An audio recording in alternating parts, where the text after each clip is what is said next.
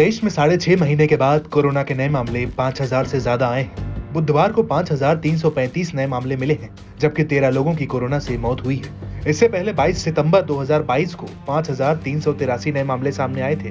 बुधवार को 2,826 लोग इस बीमारी से ठीक हुए हैं। फिलहाल देश में 25,000 से ज्यादा एक्टिव केस हैं। ये 9 अक्टूबर के बाद सबसे ज्यादा है। तब 25,488 लोगों का इलाज चल रहा था।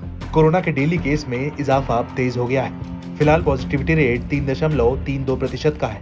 वहीं मार्च के 31 दिनों में ही कोरोना के 31,000 से ज्यादा केस सामने आए हैं। इसके मुकाबले अप्रैल में 5 दिन में ही 20,000 से ज्यादा केस मिल चुके हैं। ये मार्च के कुल नए केस का 63% है।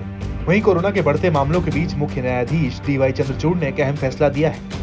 CJI ने कहा है कि कोरोना के मामलों को देखते हुए वकील अदालतों में वर्चुअल तरीके से पेश होने के लिए स्वतंत्र है। उन्होंने कहा कि सुप्रीम कोर्ट वीडियो कॉन्फ्रेंसिंग के जरिए वकीलों को सुनने का इच्छुक है।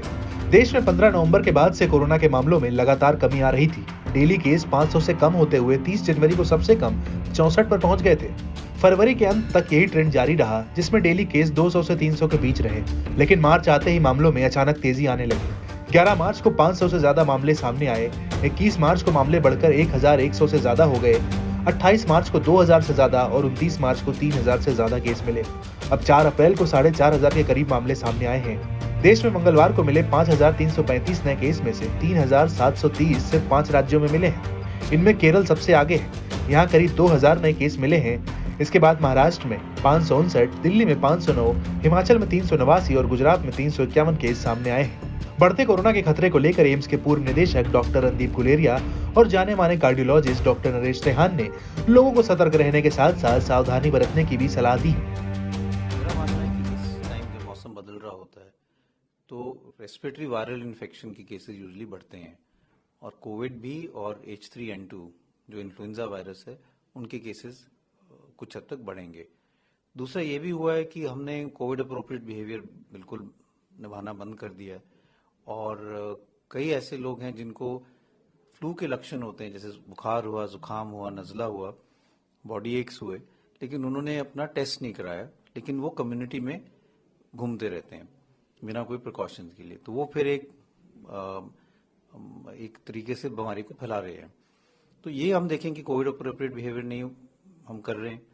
थोड़ा हद तक वायरस ज़्यादा बढ़ता है इस टाइम में, और दूसरा कि हम कोई प्रिकॉशंस नहीं ले रहे हैं जिनको जुकाम, नज़ला, बुखार है, तो इसके कारण केसेस बढ़ेंगे। और हम देखते हैं कि हर साल इन्फ्लुएंजा के केसेस बढ़ते हैं, लेकिन इसमें सतर्क रहने की जरूरत है। मेदांता अस्पताल के निदेशक डॉक्टर नरेश त्रेहान ने कहा है, फिलहाल अभी लॉकडाउन की जरूरत नहीं है। So do not take it casually as it's a common cold, because COVID spreads very fast.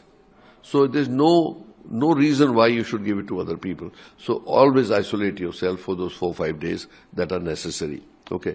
Often asked question is, should we lock down? No, there's no reason to. But should we become extremely cautious about this spreading flu and also along with it COVID? Yes, we should.